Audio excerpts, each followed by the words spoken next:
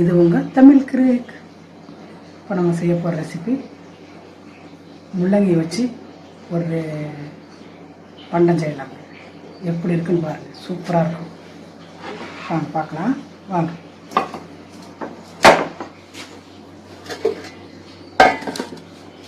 முள்ளங்கி இப்போ நல்லா துருவி எடுத்துக்குவாங்க. தேங்காய் பூ மாதிரி தேங்காய் துருவமில்ல, அந்த மாதிரி நல்லா தேங்காய் துருவியில் போட்டு எடுத்து இந்த மாதிரி பூ வர்ற மாதிரி பண்ணி எடுத்து வச்சுக்கோங்க. நான் ஒரு பெரிய முள்ளங்கி 3 எடுத்துருக்குறேன்.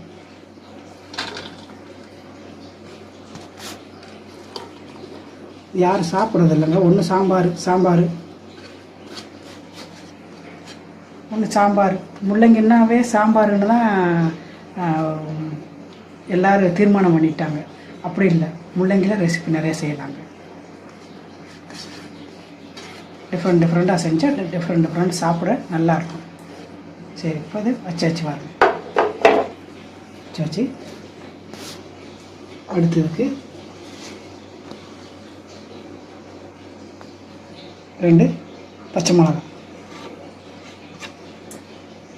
வெங்காயம் 2 வெங்காயம், பெரிய வெங்காயம் பொடிசாக வெட்டிக்கோங்க. இந்த அளவில் எடுத்துருக்குறேன். இந்த அளவில் கொத்தமல்லி தழை,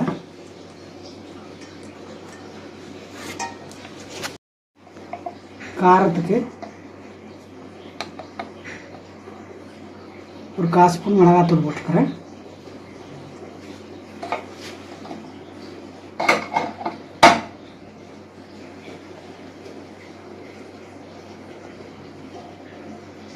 அரை ஸ்பூன் மிளகுத்தூள்,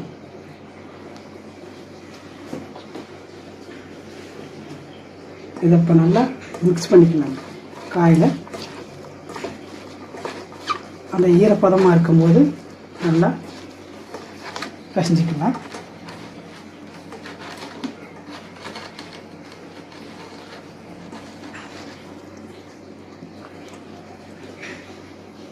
இந்த அளவில் அரிசி மாவு போடுறேன்.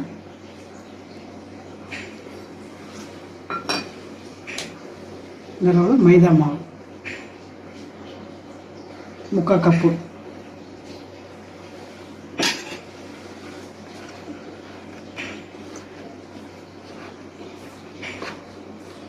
தண்ணி ஊற்றாமல் பசங்கிக்கோங்க மக்களை. முள்ளங்கியில் நிறைய தண்ணி நமக்கு கிடைக்கும், எல்லாத்துக்குமே தெரியும். அதனால் தண்ணி ஊற்றாதீங்க. ஊற்றாமல் நல்லா பிசைஞ்சு எடுத்துட்டு அப்படியே நல்லா கட்டியாக தட்டி போட்டுக்கலாம். நான் பசஞ்சிட்டு காட்டுறேன் பாருங்க. அதே தண்ணி ஊற்றாமல் எப்படி வருது பார்த்தீங்களா?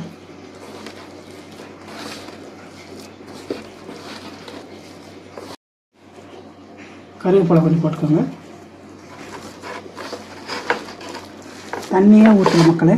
பார்த்தீங்கன்னா எப்படி வந்துருச்சுன்னு கரெக்டாக வரும். தண்ணி ஊற்ற வேண்டிய தேவையாக இருக்காது. எண்ணெய் ஊற்றிக்கோங்க.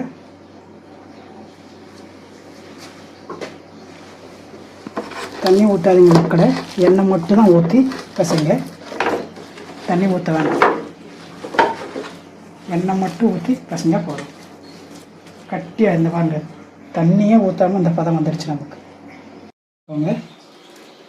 நம்ம நல்லா ரவுண்டாகவும் பண்ணிக்கலாம்.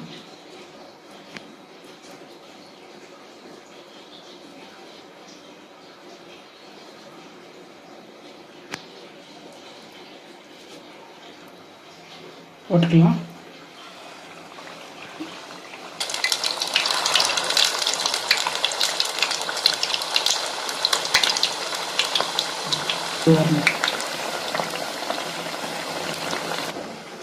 சாம்பார், ஏதாவது ஒரு பொரியல், சாம்பார் ஒரு பொரியல் அப்படித்தான் செய்ய முடியுமா முள்ளங்கியில் அப்படின்னா இல்லைங்க.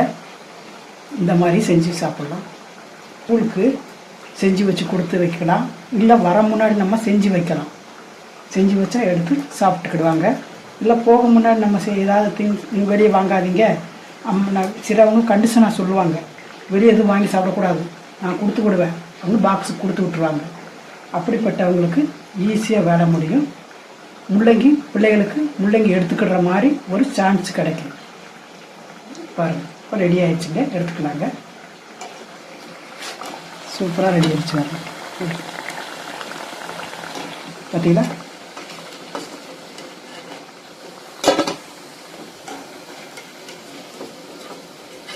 அவ்வளோதாங்க, ஈஸி தானே. முள்ளங்கி வச்சு இந்த ரெசிபி செய்கிறது எப்படின்னு பார்த்தாங்க. 1/4 கிலோ முள்ளங்கி இருந்தால் போதும், சூப்பராக எல்லோரும் சாப்பிட்டுக்கலாம். நம்ம சேனலை மறக்காதீங்க, தமிழ் கிரேக்கு. அடுத்து இதோட சூப்பர் வீடியோவில் சந்திக்கலாம். நன்றி அண்ட் பாய்.